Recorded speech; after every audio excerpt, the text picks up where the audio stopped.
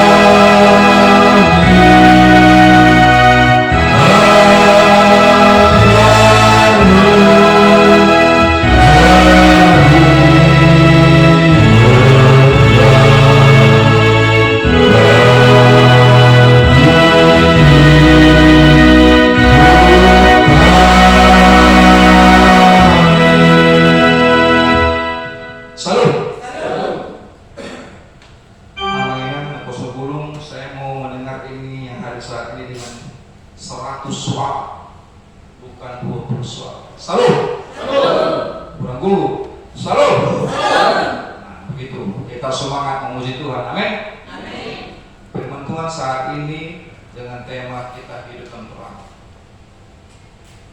Suku-suku di kita. Pertanyaan bagi kita semua mengingat Apostol Paulus. Mau gereja tadi, hati kita penuh terang atau penuh kegelapan? Marbar dan kinhita doa ina, atau dengan mama dengan bapak ada kepercecokan di mata di sebelum gereja? Kunci di bagas Tuhan. Kalau memang tidak ada, terpujilah Tuhan. Bisa katakan amin? Amin. Amin. Tapi banyak juga saya lihat kaum bapak yang gereja, kaum ibu yang tidak. Kaum ibu gereja, kaum bapak tidak. Mudah-mudahan di minggu akan datang kita boleh kumpul semua, terkecuali saya yang akan mandang kota. Amin. Firman Tuhan kepada kita saat ini pada surat Yohanes pertama. Kepada siapakah ditujukan surat ini? Abang ini ada persoalan. Ini kepada semua orang percaya di muka bumi ini. Kepada semua orang percaya di muka bumi ini, bahwa saya terlebih khusus kepada orang-orang yang suci di dalam gereja. Bagaimana surat ini sampai kepada pelayan-pelayan gereja? Bagaimana surat ini sampai kepada jemaat-jemaat yang ada di gereja itu sendiri?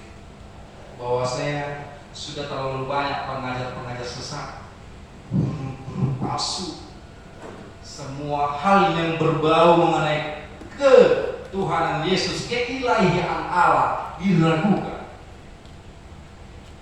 Banyak saat itu guru-guru palsu menerangkan bahwa Yesus seperti ini, Yesus setengah manusia, setengah Allah. Banyak mengatakan demikian.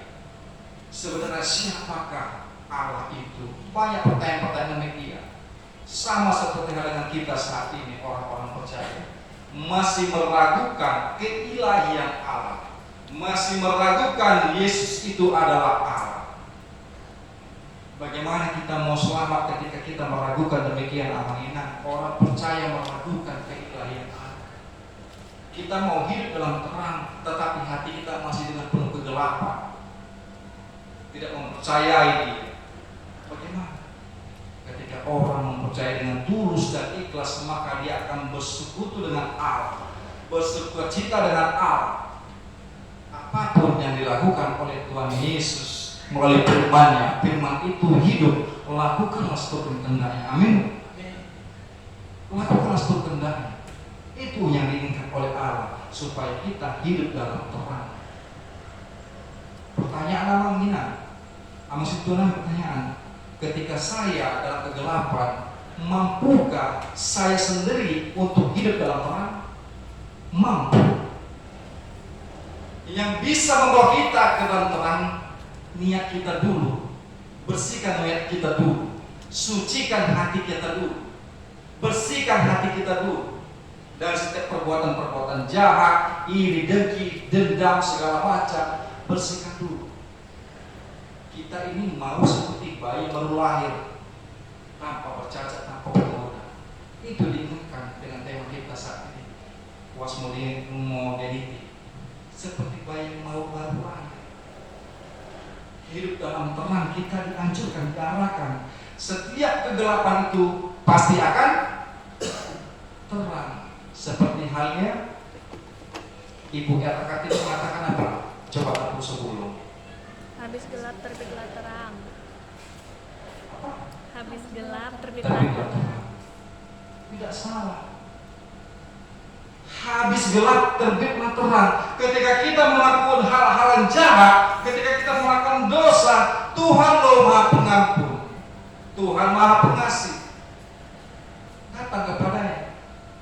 Pada yang kelima mengatakan, Yesus adalah berita yang telah kamu dengar, dan Dia yang kami sampaikan kepada kamu, Allah adalah terang, dan di dalam Dia sama sekali tidak ada kegelapan. Sama sekali tidak ada kegelapan. Masihkah kita meragukan keilahiannya? Masihkah kita sama dengan persepsi pola pikir orang-orang dahulu, pengajar-pengajar sesat yang mengatakan Yesus setengah manusia, Yesus setengah Allah? Doktrin-doktrin yang demikianlah harus kita hapus, harus kita sisihkan. Bahwasanya saya tidak sejati, sejati Kristus, walaupun dengan keberdosaan saya, walaupun dengan kejahatan saya terdahulu, saya memohon ampun kepada Tuhan. Saya memohon pertobatan yang sejati kepada Tuhan. Saya meninggalkan segala yang jahat. Saya meninggalkan segala yang ada pada saya negatif-negatifnya, dan saya mau kembali kepada jalan Tuhan. Amin. Kekhawatiran kadang aminan apa yang terjadi kepada kita. Bolehkah kita mengakui kekhawatiran yang terkadang besar pada saat ini yang terjadi aminan? Meskipun contoh kayak mana besar, kekhawatiran atau kepercayaan? Kekhawatiran atau kepercayaan? Kekhawatiran. Di tengah gelombang hidup saat ini, di tengah himpitan tekanan ekonomi saat ini, terkadang kekhawatiran itu sangat besar daripada kepercayaan kepada Tuhan. Tuhan mau menyelamatkan kita, Tuhan membawa kita pada jalan-jalan solusi yang terbaik. Tapi terkadang kekhawatiran lebih besar daripada keyakinan percaya kita. Amang tak betul bukan soalnya, tapi yang tidak merasakannya, mungkin demikian terlampir dalam pikiran kita. Saya merasakan aminah. Saya bisa merasakan bagaimana himpitan-himpitan itu terjadi, bagaimana tekanan-tekanan itu terjadi. Maka kerja kita saat ini sedang diuji. Saya melihat pada saat ini banyak tidak hadir. Mungkin saya terus berpikir positif. Ada hal-hal yang lebih penting daripada bergereja. Oke, baiklah. Ada hal-hal yang mungkin dalam hati mereka terjadi hal-hal yang negatif. Kita meluruskan itu semua amanah. Bahwasanya ketika kita merefleksikan hidup kita kepada Tuhan, hal-hal negatif itu tidak akan pernah terjadi dalam hidup kita. Jangan kita mau dengar omong-omong orang yang belum tentu kebenarannya. Terkadang sudah tentu benar, kita patut uji dulu kebenarannya. Sudah sebatas mana kebenarannya, patut kita uji kebenarannya. Firman Tuhan pun boleh kita uji dalam hidup kita sehari-hari. Tuhan katakan, ikutlah aku, engkau yang berbeban berat dan berletih lesu, ikutlah aku akan pulihkan semua. Sudahkah kita lakukan itu, aminah? Oleh karena itu, lepaskan segala kekhawatiran. Tuhan mau katakan ini kepada kita saat ini. Jalan terang telah ada di dalam kita. Jangan lagi mau ke jalan kegelapan. Jalan terang sudah dibuka Tuhan kepada kita saat ini. Tuhan penebus dosa kita, Tuhan penyelamat kita, Yesus Kristus menolong kita saat ini. Amin. Di dalam setiap keterpurukan kita, di setiap permasalahan gereja kita, Yesus Kristus yang terdepan. Bukanlah pemikiran, bukanlah kehebatan kita. Saya katakan tadi aminah, ketika kami mau gereja, sharing-sharing sama istri saya, mungkin kalau lihat situasi gereja saat ini, saya sudah feeling juga. Mungkin situasi gereja kita saat ini, saya sudah bisa menggambarkan bagaimana keadaannya. Tetapi ada peribahasa yang mengatakan, mungkin saya pernah dengar sepintas, ketika kita orang lemah, jangan melawan orang kuat. Ketika kita orang miskin, jangan melawan orang kaya. Ketika kita tidak berkuasa, jangan melawan orang berkuasa. Satu hal yang saya mau petik dari perkataan tersebut, seseorang ada hal lebih penting daripada itu mengalahkan segalanya, yaitu Tuhan Allah kita. Amin. Tuhan Allah kita memampukan semuanya. Walaupun kita lemah, walaupun kita miskin, walaupun kita tidak berkuasa, namun yang berkuasa atas segala itu adalah Allah. Amin. Ada amin? Yang berkuasa atas segala itu adalah Allah. Bahkan orang yang berkedudukan paling tinggi pun, ketika Allah katakan engkau harus hancur, engkau harus turun, tidak menunggu besok tidak. Cuma Allah yang kita punya dalam hati kita. Namun bagaimana Allah itu mau mendengar ucapan kita, doa-doa kita secara tulus, meminta kepada Tuhan. Semua satu doa pun didengarkan oleh Allah. Apalagi kita berkumpul saat ini 20 kepala berdoa secara tulus. Tuhan dengarkan itu semua. Tuhan akan jawab doa-doa kita. Tuhan akan realisasikan doa-doa kita. Amin. Jangan yang satu berdoa, yang satu tidak. Ayo lantak kono lah. Ayo biarin lah. Kayak gini lah terjadi. Ketika seseorang berdoa dengan penuh keyakinan, dengan penuh ketulusan, maka yang lain mengikutinya. Itu diinginkan oleh Tuhan, supaya bukan gereja kita saja, tetapi Tuhan membawa kita ke dalam terang, jauh dari kata-kata kegelapan.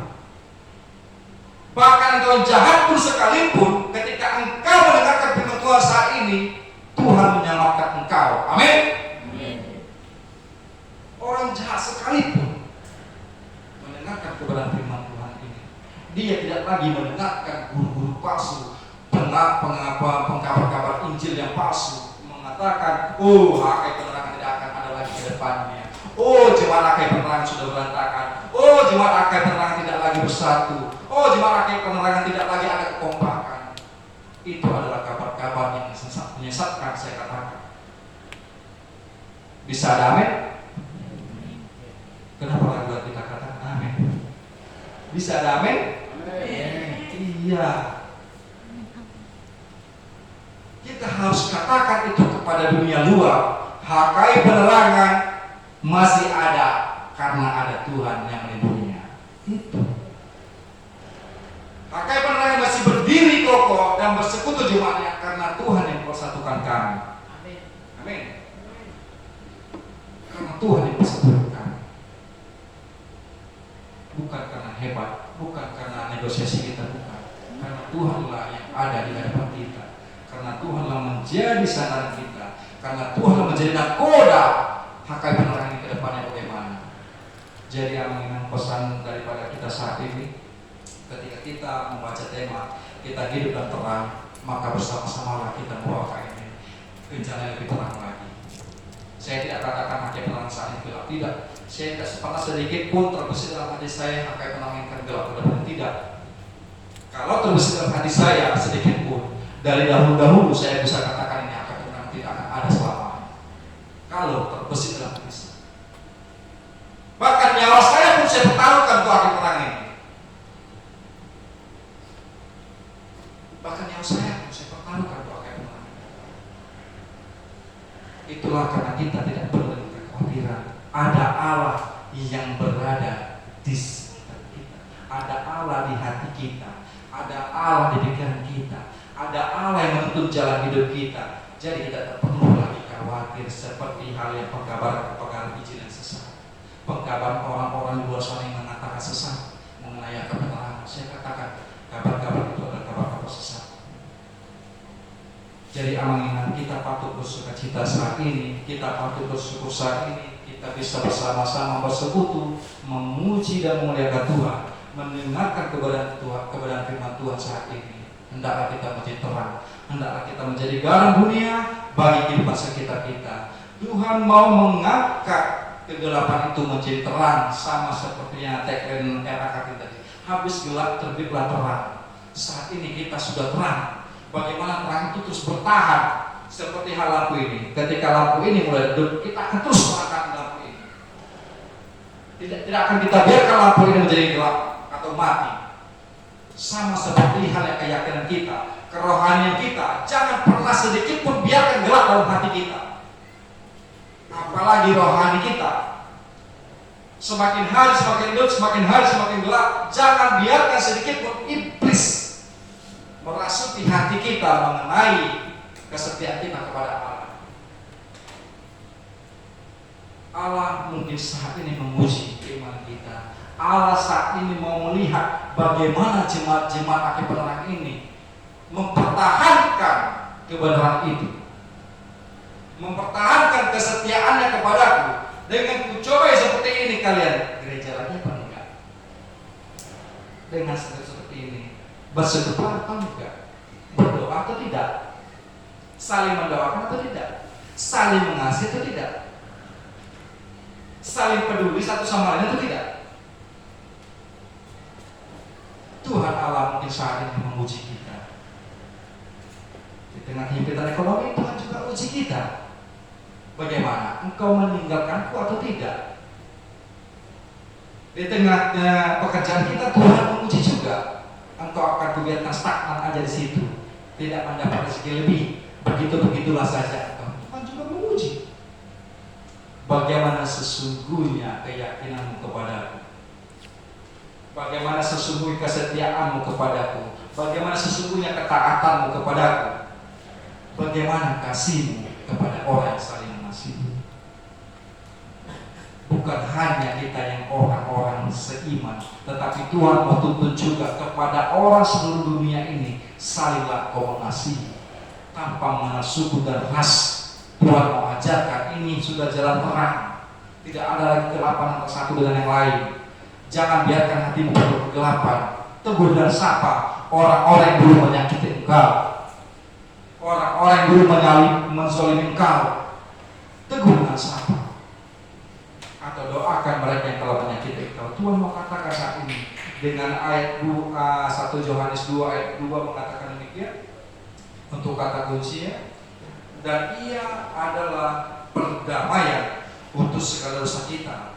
Dosa bukan untuk dosa kita saja, tetapi juga untuk dosa seluruh dunia. Amin. Tuhan mau memperdamaikan hati kita terhadap seluruh manusia, bahkan bukan hanya dalam lingkup kita saja, seluruh orang-orang yang kita temui. Ketika mereka ada salah dengan kita, bahkan kita juga mungkin ada salah dengan dia, maka Tuhan adalah perdamaian. Andalkan Tuhan ketika kita mau melakukan hal demikian. Andalkan Kristus ketika kita mau melakukan demikian. Karena kadang berat hati ini mau melakukannya. Tetapi kalau kita mengandalkan Tuhan, tidak akan ada kata-kata berat. Tidak akan timbul lagi perselisihan. Tidak ada lagi timbul dengki, iri, tidak akan timbul lagi. Oke, sama-samalah kita ke dalam jalan terang Tuhan. Amin. Itulah kata kunci amal. Semoga firman Tuhan saat ini boleh semakin memperluas pengetahuan kita, bahwasanya kita sudah selamat oleh Tuhan. Kita seperti bayi yang baru lahir. Mari terang ini kita jaga sama-sama. Amin. Jangan biarkan iblis merasuki hati kita dengan penuh kegelapan. Terang Tuhan akan selalu menyertai kita sekalian. Amin. Firman berkatilah.